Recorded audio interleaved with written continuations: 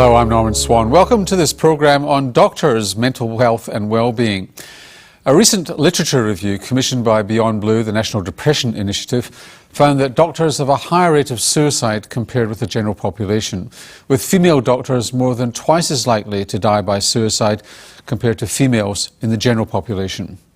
Of added concern, a significant proportion of doctors and medical students reported that they would not seek help for depression. This program looks at the risk factors for developing depression and anxiety in the medical practice, signs and symptoms that doctors and their colleagues need to be aware of, barriers to help seeking and sources of help. You'll find a number of useful resources available on the Rural Health Education Foundation's website, rhef.com.au. Now let's meet our panel. Alison Edwards is a rural GP in Port Broughton, South Australia. Welcome, Alison. Thanks. Pardon me. Alison is a GP consultant for the Dr. Doc programme with the South Australian Rural Doctors Workforce Agency. What's the Dr. Doc programme? Dr. Doc stands for Doctors' Duty of Care, particularly duty of care to themselves, to their colleagues, to their family, to make sure that they're actually looking after themselves so that they can in turn look after their patients. And what's it based on? A lot of it is collegiate support. Making it easily accessible for doctors to have their own GP, either through a visiting general practice program or with GPs based in Adelaide for them to come and see. Through the divisions network, each division has a link GP who can do some proactive work if there's any issues that people might want to reach out to someone to talk about or to be contacted just to say, are you having a bad day? And it's getting pretty good coverage? Very good. Yeah. And is it equivalent in other states and territories? It varies a little bit from one state to another. Mukesh Haikerwal is a general practitioner in Melbourne, former president of the AMA and chair of the advisory committee for the beyondblue Doctors Mental Health Programme. Welcome, Mukesh. Good evening, thank you. Diana Kersandi is a retired anaesthetist who's far from retired because she actually now works as the Deputy Director of Clinical Training in Caboolture in Queensland. Welcome, Diana. Hello. Welcome to you all. Diana, this has a bit more piquancy for you yourself, does it not? It does indeed, yes. You have been, or still are, a sufferer of depression? I have indeed, yes. However, it was 20 years ago and I haven't forgotten it. It was a pretty harrowing experience. Started with your mother? It sort of started with my mother. Family history of depression, and depression of course is very common. My mother committed suicide when she was 60 and I got depressed when I was about, I suppose, 45 and just started to cry and couldn't see any hope in anything, lost pleasure in things, wasn't sleeping. The symptoms that if you were hearing them you'd realise that I was depressed, but it took me a year to realise there was something wrong. How did you realise? Well, I knew there was something wrong, but I didn't know what to do about it, and it took me a year to go and see my GP and say I need help. Did you know it was depression? Did you recognise your mother's symptoms in you? Silly, isn't it? No, I didn't. I suppose I'd had a really stressful time. I was a solo practitioner in a rural country town, the only anaesthetist there. A little bit of help from my GP colleagues, thank goodness, but I was virtually doing a one-on-one call with a young family and working full time, so it was a pretty stressful time. And how did it affect your family life? Well, I think that it had significant negative impact on them, I'm sure, although something that I've never really revisited. But I think I must have been very much withdrawn and not really taking much part in the family life. Did it affect your practice?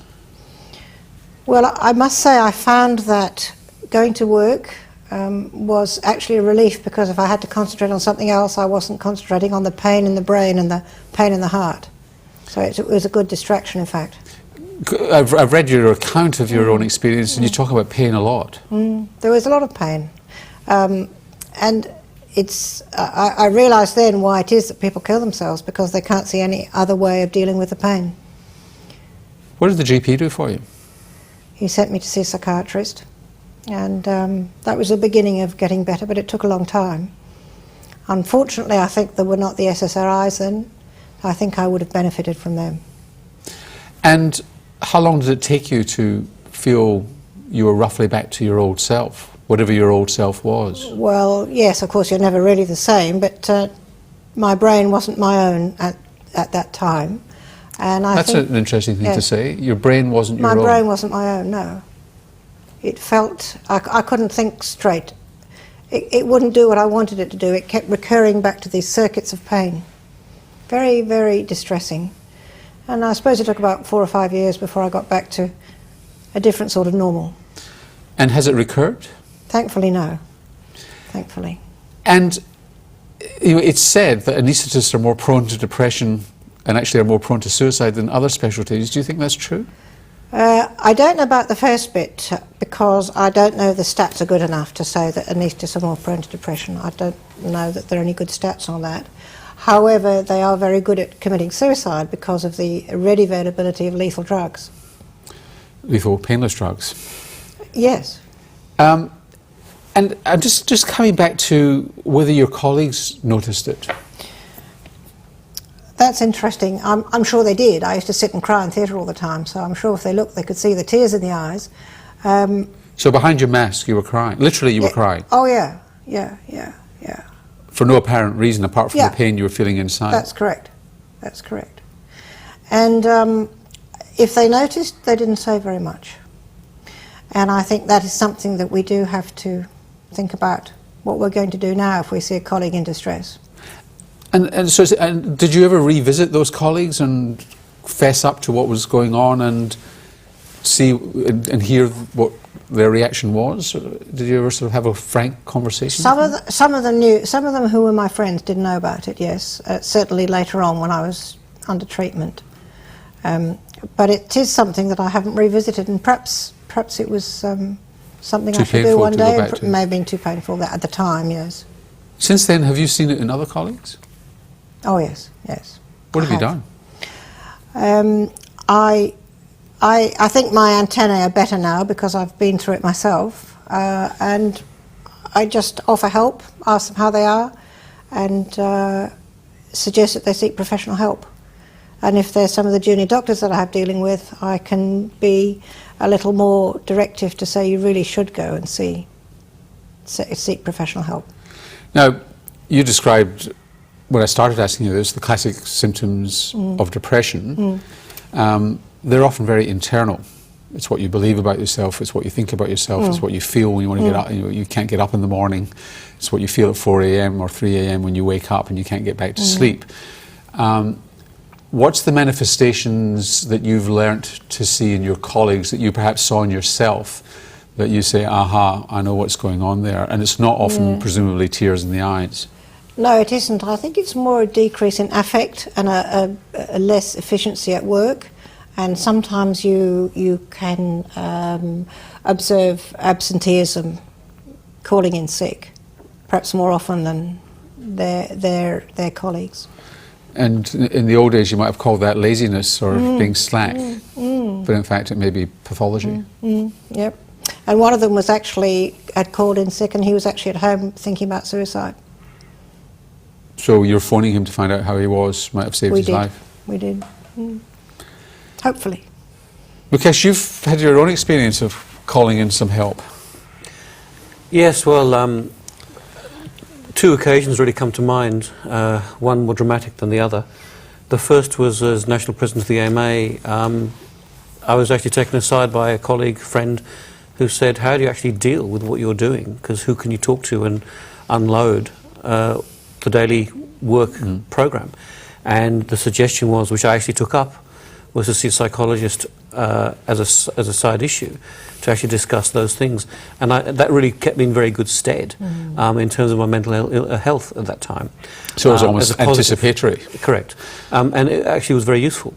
The most recent, more dramatic area was when I was assaulted in 2008, and the recovery period after that, where I was about half an hour away from death, and made a remarkable recovery, mainly because of the wide network of support from every part of the community in which I've been embedded for the last 20 years. And that's very strong and powerful, and I think it's a very key message about being in the community and taking help, because we're not very good at taking help. We're good at giving it, not taking it. And being able to talk about it openly and not really shirking from it. For me, that's normalising it for my colleagues, so that they too can feel that they can do that. And that's something I've been quite proactive about since that time, is being upfront and honest about the discomfort and the trauma of recovery, but the need for support and to take that support. Alison, do you have your own GP? I do, and all doctors should have their own GP. What do you look for? What are the signs you look for where you say, aha, there's something up there, so much up? In my colleagues, or often it's when you're not seeing them around, and so when you're used to seeing them at medical education events and you suddenly realise that they've not shown their face for a little while. It's often worth making contact if you know that they've had a bad day, if you hear along the grapevine that there's been a major road trauma or something like that, it's worth reaching out and just ringing them up, sending an email and saying, look, how's it going? Must have been tough. Mukesh, I talked about some research at the beginning. I think it was Beyond Blue research was where I was quoting the figures. What does that research, that review, tell us about the extent of the issue? So Beyond Blue, this is the summary document from the Beyond Blue paper. It's a systematic literature review and it's available in full from the Beyond Blue website. This is a piece of work that was part of a program introduced by Beyond Blue about 12 months ago now, to look at how to support doctors, in particular doctors with a mental health problem. And the way this program is working is to support organisations that are currently doing work in terms of looking after doctors' health, in particular mental health, so that there are more resources available, more awareness of this, so that the normal problem that we have in society, where people don't understand or feel stigmatised or don't want to talk about people with a cloud over their head, is dissipated. That's what Beyond Blue has been all about normalising mental illness, in particular depression and anxiety, and we're trying to do that in particular for the medical profession. The systematic literature review is the first piece of work.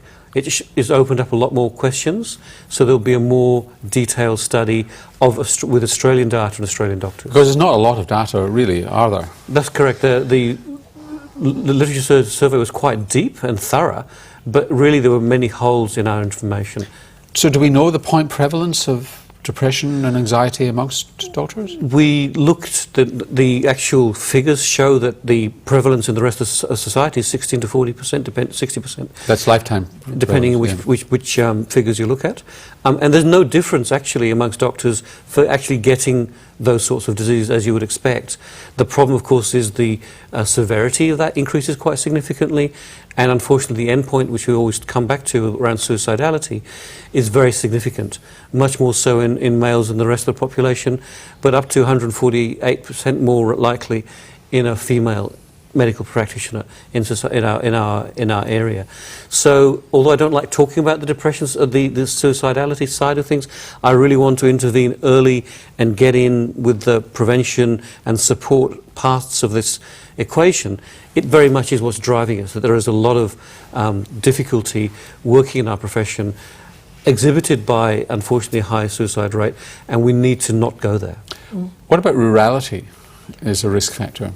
Certainly rurality does rate as one of the risk factors. Some of that's linked to perhaps some disengagement with family because you may be further away from your family supports.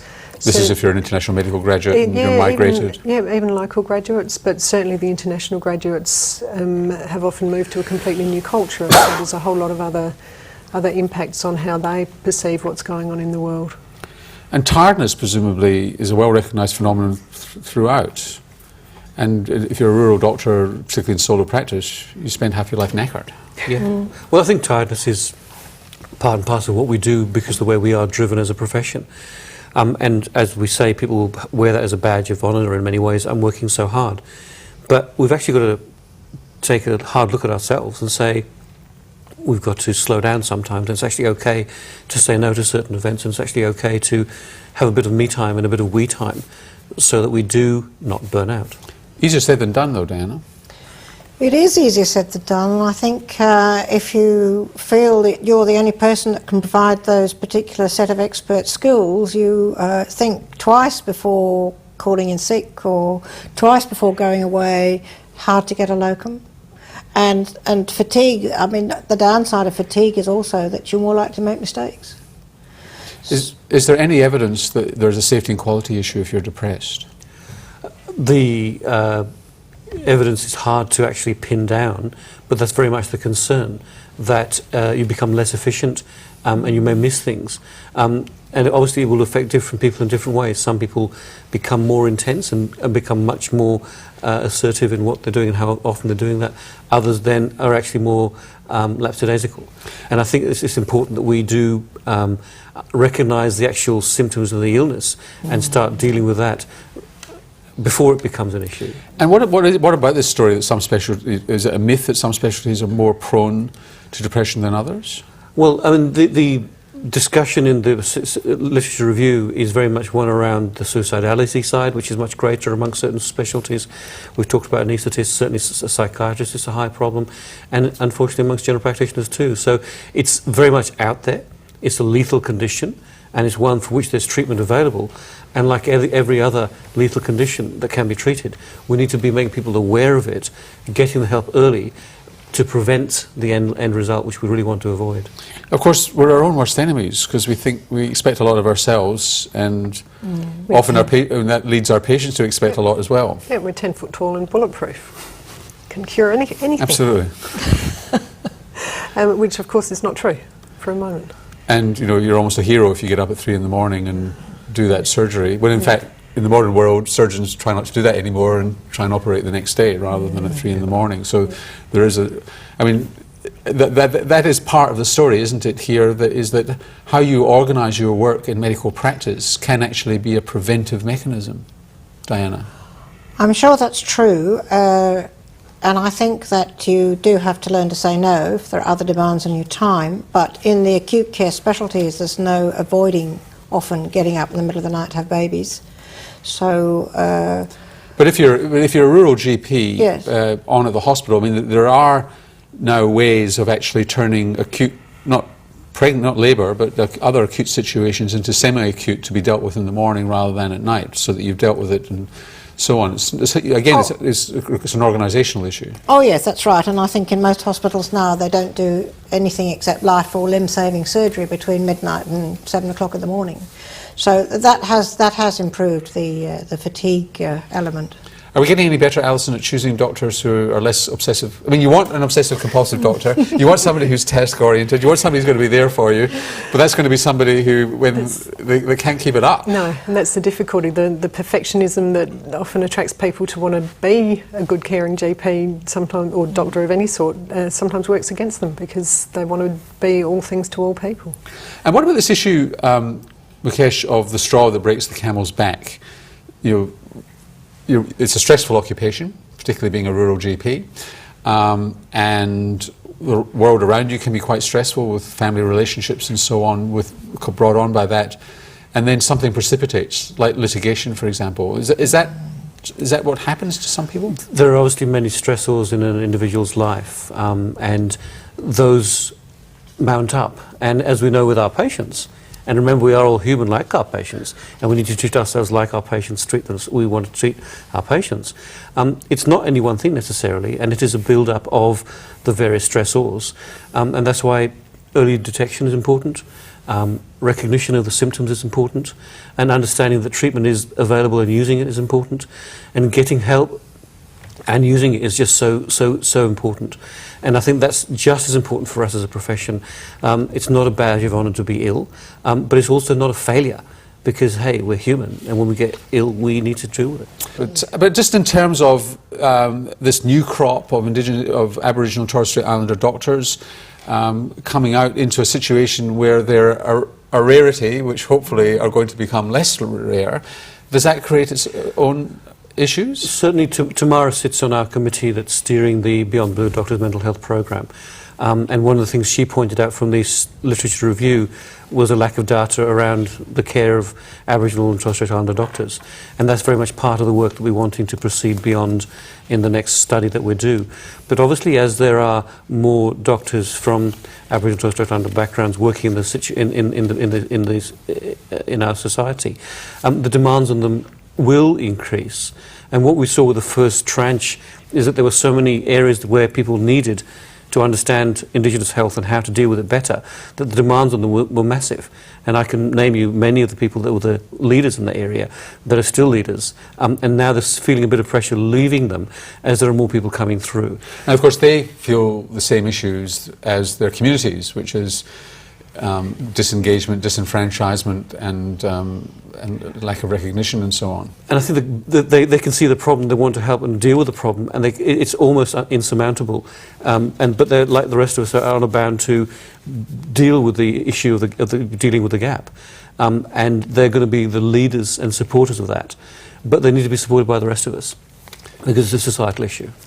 What about down at the boundary issues in a small community, where who do you seek help from? You want to do the right thing, you want to seek help, but you're the only doctor in town, or maybe one other. You might not get on well with that doctor. There's nothing magical. You don't have to be in the same town as somebody you like. And the community tends to know everything that's happening. The community certainly does, and you walk down the street and everybody, every second person you say hello to is patient or relative of a patient. I think you have to be proactive about this and make sure that you have established a general practitioner for yourself, whether it's someone in the same town or whether it's someone in the next town. And I think it's very important to have that relationship, so that if and when things do go wrong, that you do have someone that you can trust and go to and talk to about it. And you really, Alison, got to set that up from word go. It's certainly wise. Ideally. To, absolutely. And actually checking in when you are well and checking things over, so that, as Dinah said, you've got that established link. What behaviour are you looking for from colleagues? From colleagues? I think the most important thing is empathy. It's very easy to walk away from someone sitting in a corner crying. It's very easy to see that cloud over somebody's head and they are under stress. And it's much easier not to be involved. As a colleague, you should be, if you look at the statement from the Declaration of Geneva from the World Medical Association, my brothers and my sisters are my colleagues. And that's very important to remember. And we need to be looking after them. And therefore it is hard, but we should be doing it, as we would expect people to do that for us. And it's actually okay as a receiving colleague to take that help and not see that as an insult. So it is a two-way street, but the behaviour has to be one of collegiality and of support. I was going to say, Norman, that I think that's a very important point. And the other thing that has become apparent over the years with doctors' health issues achieving much more prominence, acceptance and more mainstream, is that doctors are not very good at being patients, and they have to learn to be patients. And doctors are also not very good at treating other doctors as patients, so they also have to learn how to treat their doctor patients.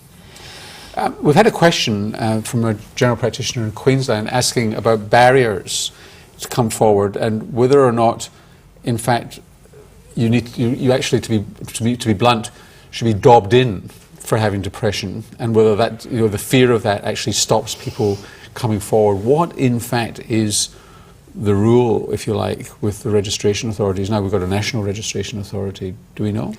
Well, two things. One is the stark facts are that we don't, as a profession, seek help because of barriers we perceive. We perceive barriers about being unwell anyway, but when it relates to our own mental illness, we are less likely to take any sort of help or seek help. So that's a real bad starting point. Unfortunately, the number of people reporting through the Doctors' Health Advisory Services and the Victorian Doctors' Health Programme seem to be dropping off. And part of the concern is the... That's presumably not because we're becoming so fantastic at treating depression. Correct. Probably not. The concern is that the mandatory reporting rules that have been brought into focus by the new registration regime are very much on people's minds.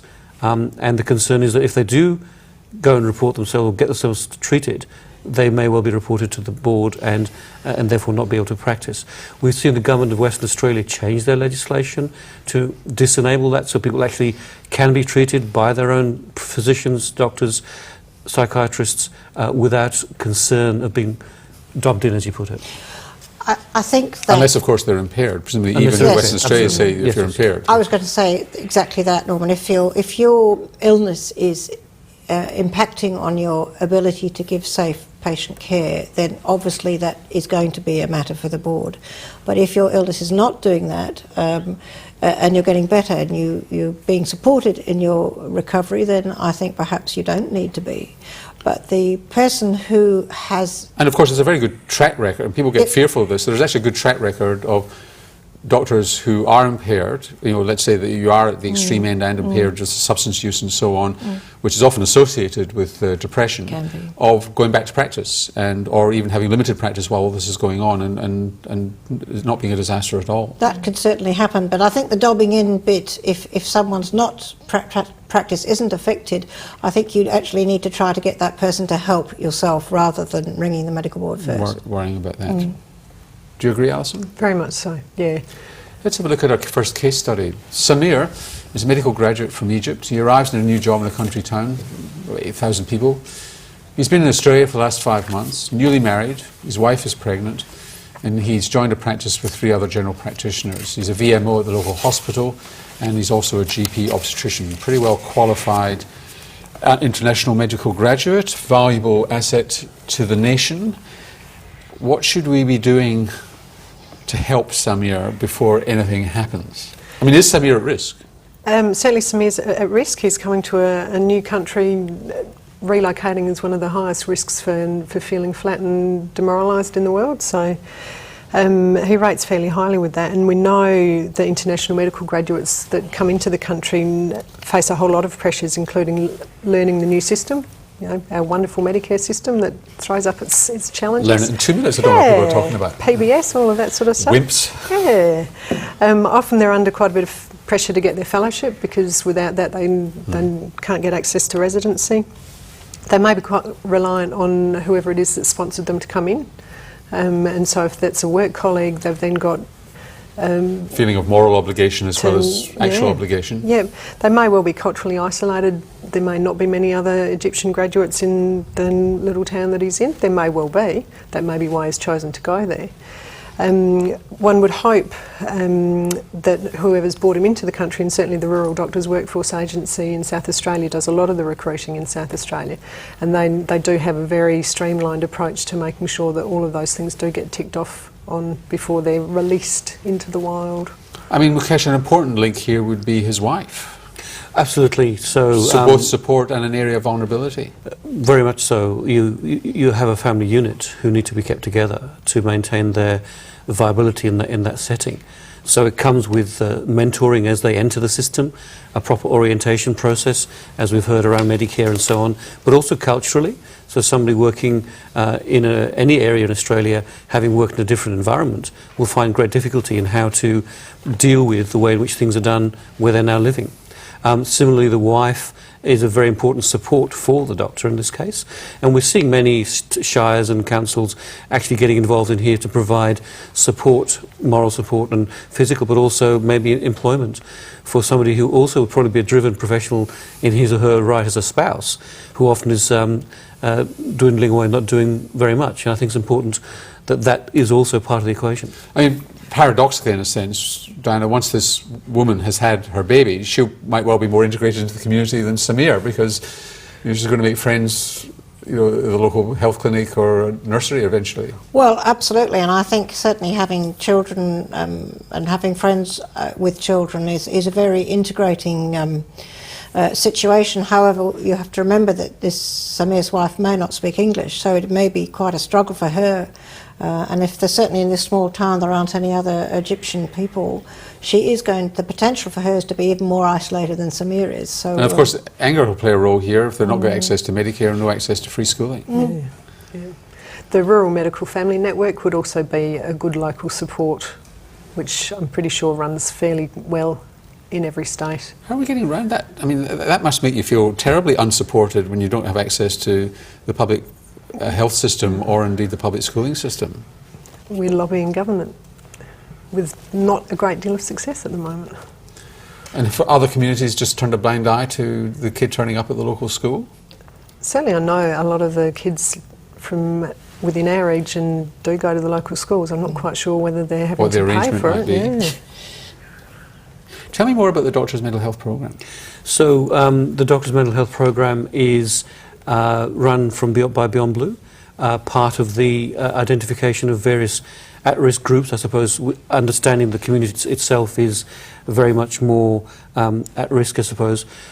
the work of the group, and this particular bit of work was driven by the chair, Jeff Kennett, was very much about supporting agencies that are working in this area already and providing new resources. So the first thing was what's the starting point? And the committee that forms this includes GPs, psychiatrists, researchers, and a GP who's actually had mental illness herself, so a consumer doctor. And what we did was the ground rules. What is it? What do we know out there? And that's what the systemic review was all about. The next piece is a proper piece of research based on Australian people and Australian data, and that's coming. There's going to be other bits of work to support people in the environment. So we know about things like Mind Gym for consumers. Mood Gym. There'll be a Mood Gym, a similar sort of thing for doctors, being developed by the Doctors' Health. And of course, that's one boon for Sydney. doctors, isolated doctors, is that they can go online now and get very effective therapy for themselves. And collegiate support through chat rooms and mail groups, and you're not as isolated as what you think you might be out there. There is a great use for other mechanisms, and we need to be using, as you say, new technology, not just for our education and communication and for our clinical work, but also for our socialising and looking after our Alison, is there a way to organise your practice and your time that are also good for your mood? Very much so. Then I think everyone's had experience with locums who come into the practice, and I've worked as a locum for a few years and know that locums aren't very busy. You swan in and you twiddle your thumbs, and when you're a female you do all the smears, but locums generally don't tend to be terribly busy. When the GP comes back in town, they're swamped. And it got me thinking several years ago that if people are really sick, they've got that medical need that they need to be seen, and they will see the locum. A lot of what we deal with on a daily basis is medical want. People want to see their favourite doctor, which is good, but it's also, to me, I found that quite liberating, that medical want was something I could actually say no to. So in fact, the workload that your locum was seeing was actually the hardcore need of the community. Absolutely. Therefore, you could twiddle your thumbs if you had to, and people wouldn't die. Yeah, and I mean... They might be a bit more distressed, though.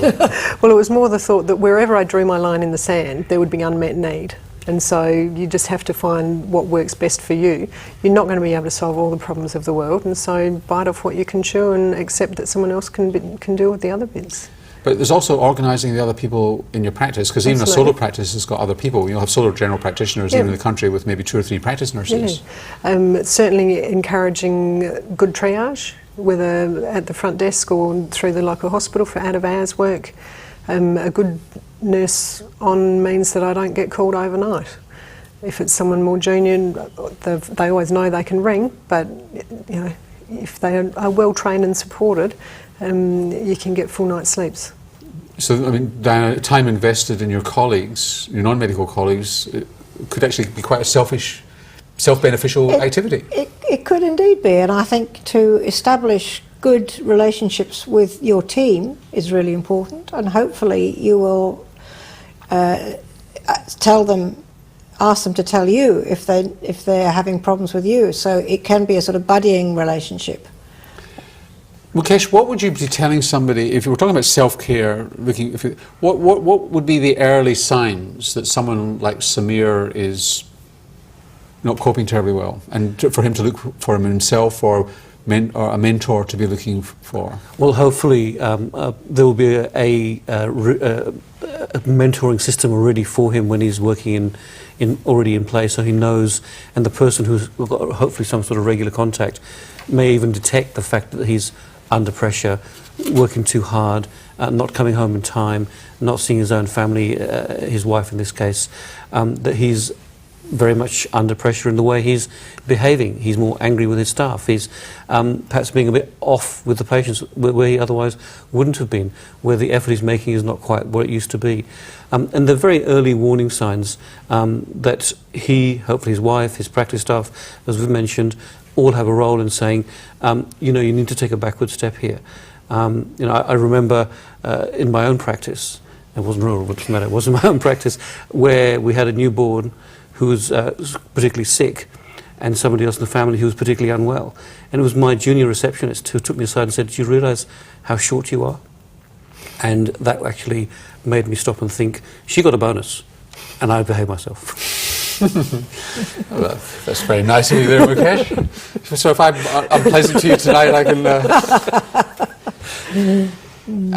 I mean, lifestyle, we talk about lifestyle balance all the time, Alison. I mean, Diane, I mean, again, the time to do it, finding that time. But that's what you're saying. It's just... And you've got this time management book, which perhaps people don't know about. Yeah. Then this is written by a couple of psychologists, do a lot of cognitive behavioural therapy, and it's written specifically for GPs to give some very practical ideas about what you can do. I think in their opening introduction they actually say that they will guarantee you an extra 2 hours if you read the book per week. I now can agree it's a very good book, but when my wife gave it to me, I didn't have time to read it. See, and if you'd have read it, you'd have had the time to read it. I think priorities, you've got to set your priorities right, and some sort of work-life balance has got to be top amongst those, whatever you do to redress the balance, not work all the time. And if it's possible to say it's not heresy, caring too much about your patients can actually not be great for your patients in the long run. Well, it produces burnout. I think if you totally empathic and sympathetic with all your patients and don't learn to have that little bit of distance and that little bit of detachment, you're actually going to burn out a lot quicker.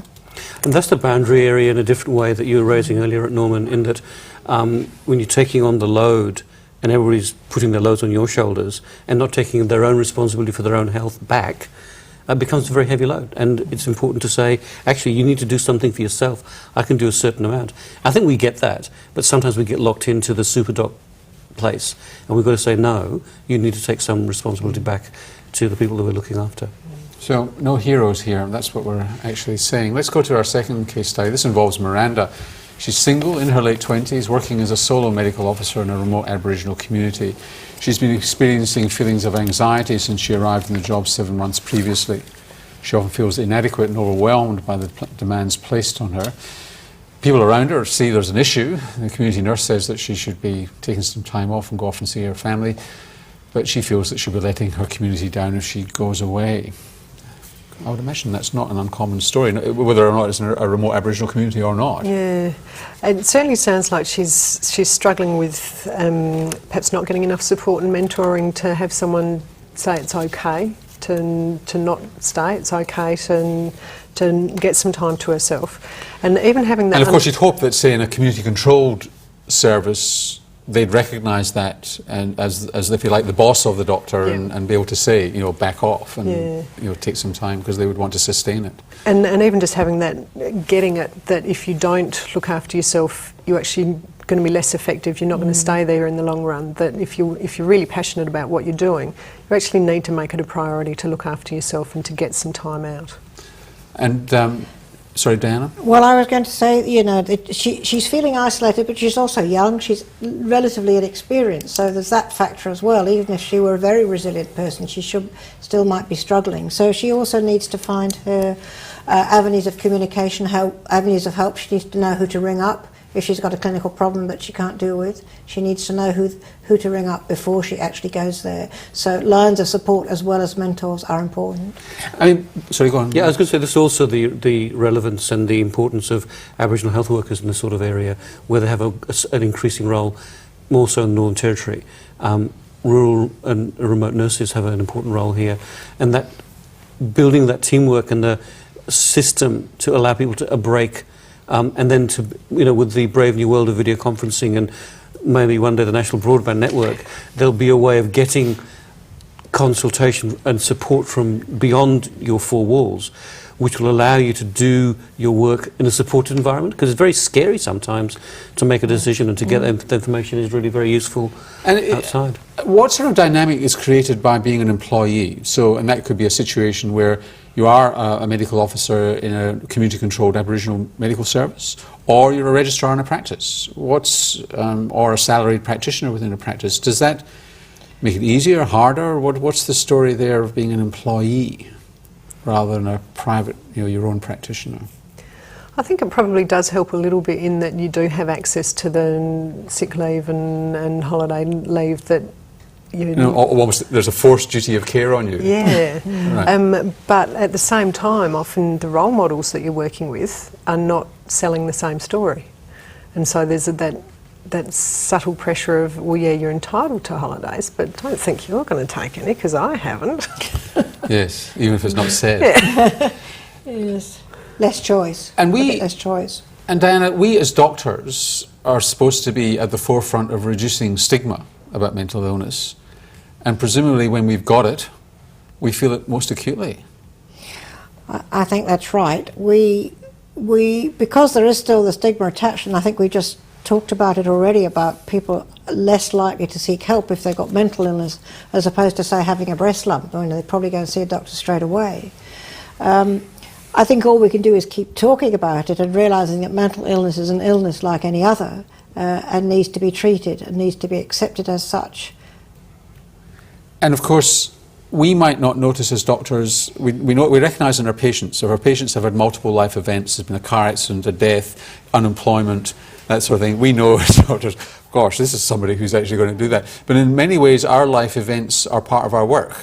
We lose a patient and we might think that we were at fault, for example, whether or not it's ours. There's a difficult delivery and you think, I could have done that better, or I should have referred this woman in utero, or something like that.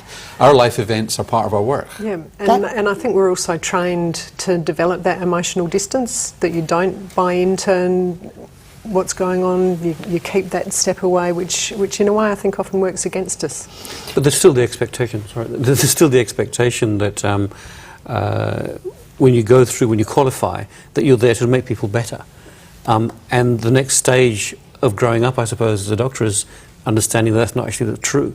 But that's a hard part of that learning curve, that actually things don't go well sometimes, and in fact people die, and that's part of the process. But it's a very hard thing to learn. We see that often when people come out of a hospital environment to general practice and have to have many diagnoses made understood to them because they don't get it.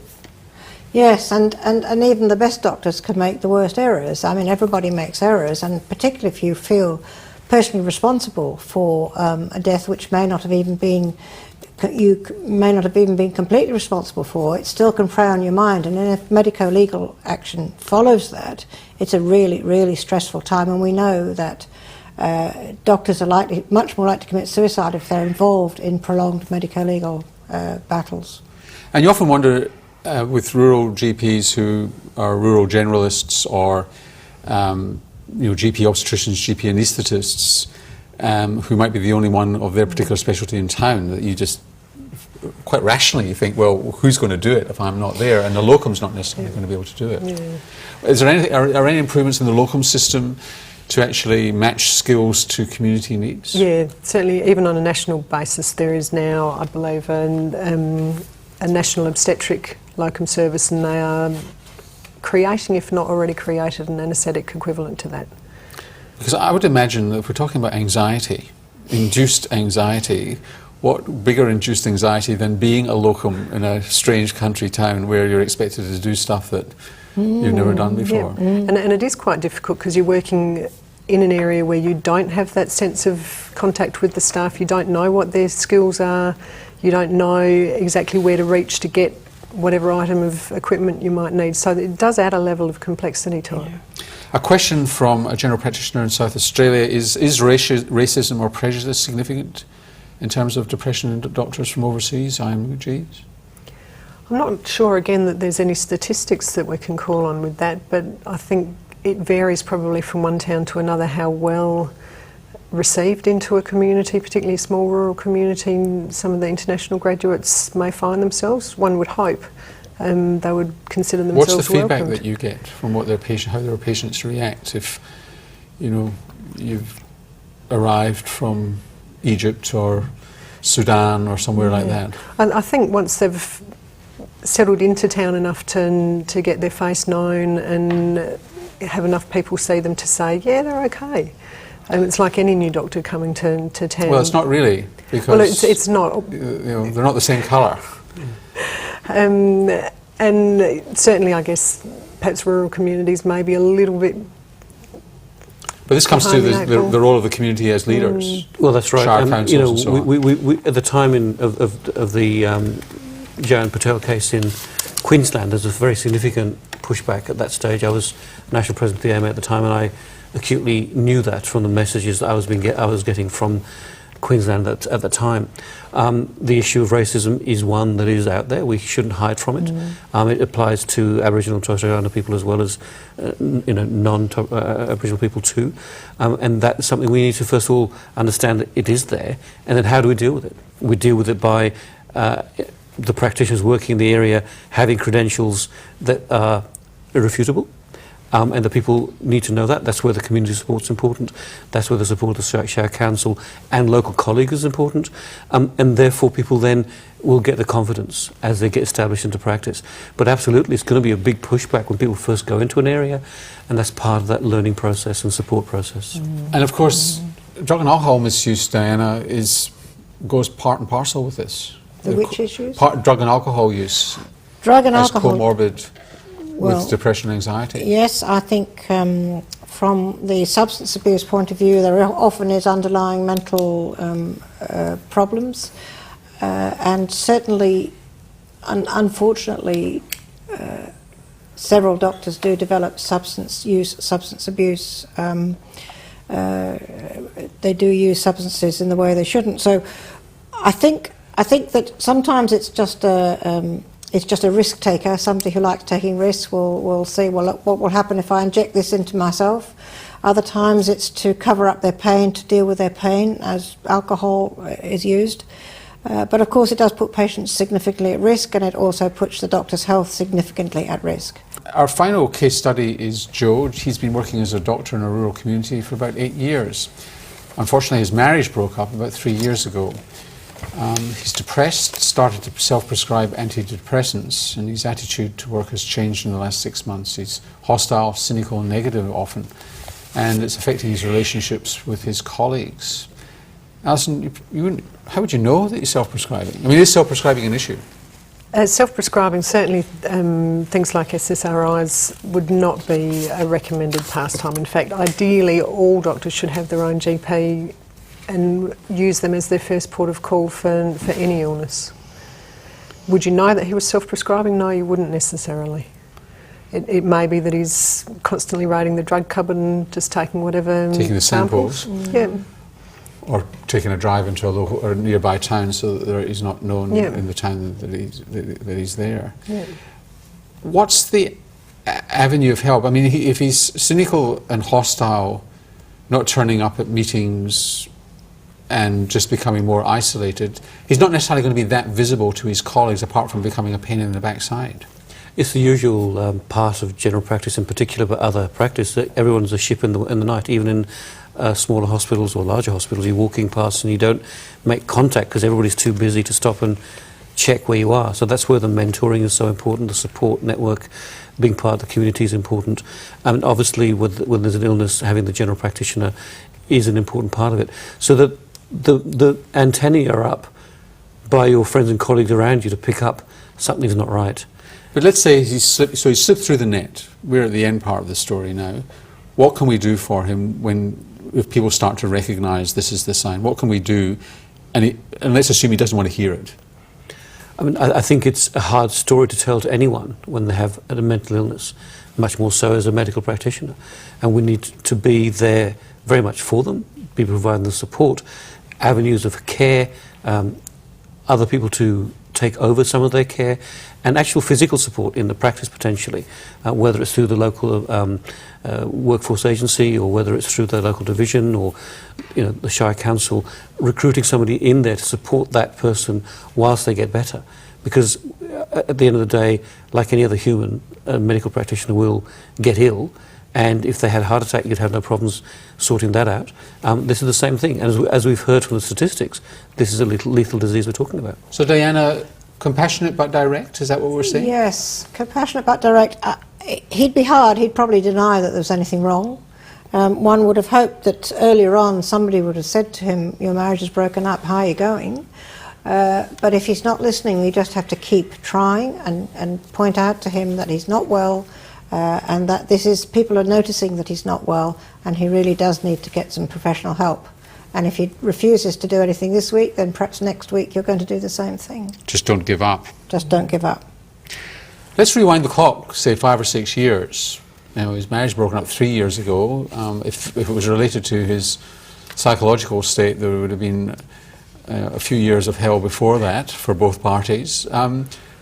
Let's rewind the clock. What would he have looked like maybe 6 years ago?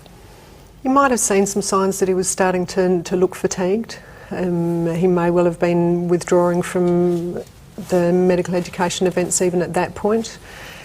It's quite nice to think that we might empower our nursing colleagues and reception staff to have more of a role in speaking up to say, look, we can tell that you're not functioning as you previously were. You might even, if it's in a shared practice, you might pick up in his record keeping that he's not being as diligent or he's being excessively diligent or practising very defensively. Will sometimes give you some clues that things aren't as smooth as they could be. And there are going to be people watching who've tried to do it for somebody who refuses the help. They might have had a mentor, but they've told the mentor to get stuffed. They don't need it anymore, and they're just interfering. They're so angry and isolated. How do you get behind that? I mean, is in the end going to the board the only way of getting some help from this? I mean, it's not necessarily something you do with your patient. If you've got a patient who's refusing help, but you don't necessarily think they're at risk of harming themselves, you probably wouldn't do anything. You would just try and keep contact with them. What do you do about a doctor colleague who tells you to rack off? Well, it's a patient safety issue really, isn't it, in the end, particularly if this illness is affecting his patient care. It might not be, though. It may not be, but then he's possibly also a danger to himself. And I think we do need to persist if we possibly can. So, going back those 5 or 6 years, what we've said before in this programme is what you would put in place. Mentoring, support, own GP. Definitely. And how are you managing your practice? Can we unload here? Are you using your practice nurse in the best way? In other words, just thinking about a holistic, whole of practice, whole of community type approach. Definitely. And the stigma, the escalation pathway. Well, obviously, if you think he is at risk, if someone is at risk of their own health or those of others, is the same as for a normal member of society potentially. If you have to bring in the mental health acts, hopefully you don't have to go down that road. The medical boards do have a role to play in this as well. What we did in Victoria with the Doctors Mental Health Programme, which is still running for another 2 years at least anyway, is set that up so that it was at arm's length from both the board and the AMA that set it up. And New South Wales has had a very good programme as well. And they do. But the interesting thing is people don't recognise the need until it's too late. They don't use it until it's too late. And when they're in trauma, then they remember that it was there. And so that's why we need to be more aware of it. Just in case people misunderstand, even with national registration, we still have state boards, or not boards, but we still have the state services that used to be attached to the boards. Well, don't we? No. So the Victorian Doctors Health Programme, for instance, was part funded by, through some of the subs to the medical board. That now is the state minister will be paying for it for a couple of years, but it's now gone. The Doctors' Health Advisory Services in New South Wales and so on have got a slightly different arrangement. They will continue. And I think it's important that the support that they get is maintained because they are providing that very good service. But the biggest problem is people aren't taking advantage of it. And so normalising seeking help, Diana, is part of the process. This is not an unusual thing to do, is to ask for help. Absolutely. I think we need to ask for help. We need to get people to get to help because mental illness is something that needs to be treated because particularly depression is a lethal disease. What are the sources of help, Alison? In South Australia, just taking on from what you've said with the dissolution of the medical board, in fact some of the funding from that in South Australia is being used to set up a doctor's health service, not just mental health. And there's a lot of linkages between physical health and mental health and physical well-being. And certainly part of the Dr. Doc program focuses on physical well-being as well. And here we've got some support lines up there which are national support lines for doctors to be able to use. And just knowing that there are supports that you can call on is very empowering. And there's some more sources of help here. Your local advisory services, you've just been saying, medical defence organisations, Indigenous Doctors Associations, so you're going to get a sympathetic ear. Definitely. And of course, don't forget that there are several online therapeutic services available where you can look after yourself to some extent, but you should be right with this. The big call here is getting support from your colleagues. What are your take-home messages for those watching? My take-home message is, Norman, if you're worried about a colleague and you're refused, keep trying. Destigmatisation is something of mental illness is something that we should all take part in, an ongoing struggle. Depression is a common and potentially lethal disease. Mukesh? I'd say it's actually okay to ask for help. We're not good at doing that. But help certainly is available, and we should avail ourselves of it. And that at the end of the day we are human and we are subject to the same strains as everybody else. So we need to get the help, we need to take care. Alison? I'd just like to reiterate that and say that we really need to value our health and well-being and make it a priority to look after it, because if we don't, no one else will, and if we don't look after ourselves, we can't look after anyone else. And get yourself a good GP. Definitely.